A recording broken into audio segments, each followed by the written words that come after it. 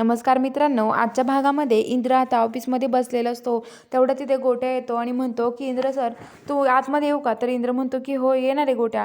तर आता लगेच गोट्या म्हणतो की हे बघा इंद्र सर, मी तुमच्यासाठी काहीतरी आणलं आहे. तर तो म्हणतो काय आणलंय? तर आता लगेच तो त्याच्या टेबलवरती डबा ठेवतो आणि तो म्हणतो काय डबा कोणी दिलाय डबा पाठवून? तर आता लगेच म्हणतो की राणीने दिलाय तुमच्यासाठी. तुम्हाला नसतं लागत तर घेऊन जातो मी, आमचं काही नाही त्याचं, आम्ही सगळे मिळून खाऊ.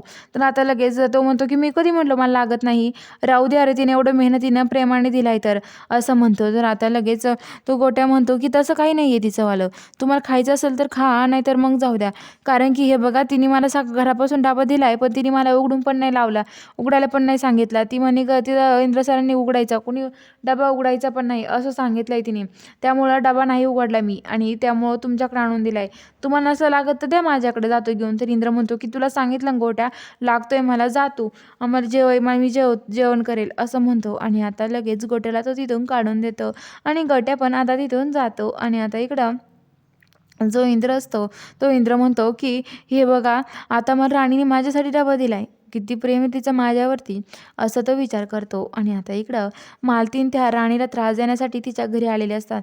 तिच्या आईला त्यांना टेन्शन द्यायचं असतं आणि तिच्या आईला त्या म्हणतात की अहो, तुम्ही कुठून एवढं खर्च करता, तुमच्याकडे आहे का एवढे पैसे? अहो, ऑपरेशनला किती पैसे लागते माहिती का तुम्हाला?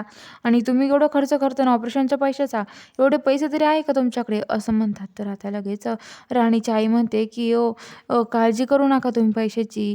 राणी लगेच येते आणि आता राणी म्हणते की हो, तुम्ही काही काळजी करू नका, आम्ही बघून घेऊ काय करायचं पैशाचं ते, असं म्हणते. आणि आता लगेच मालती म्हणते की एवढंच येईल घमंडीला.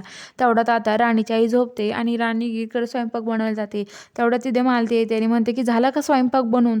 आणि लगेच राणी म्हणते की हो, बनवते ना. तर आता लगेच ती म्हणते की तुला जितके दिवस राहायचे ना तितके दिवस राहा तुझ्या आईची काळजी घ्यायला, नाही आली ना तरी चालेल तिकडे. आणि हे बघ, माझ्या इंद्रासोबत तू घटस्फोट घ्यायचे किंवा इंद्रापासून लांब राहायचे, तुला लागन तेवढे पैसे देऊन टाकेल मी. आणि लगेच ती राणीच्या अंगावरती पैसे फेकते आणि म्हणते की हे धर, तुझ्या आईचा विलाज कर ह्या पैशामध्ये आणि अजिबात आमच्या घरी परत तोंड दाखवू नको, असं ती राणीला धमकावते. राणीला आता खूपच राग येतो आणि खूपच वाईट वाटतं. तर बघूया आता पुढील भागात नक्की काय घडणार आहे, हे बघायला चॅनलला सबस्क्राईब करा.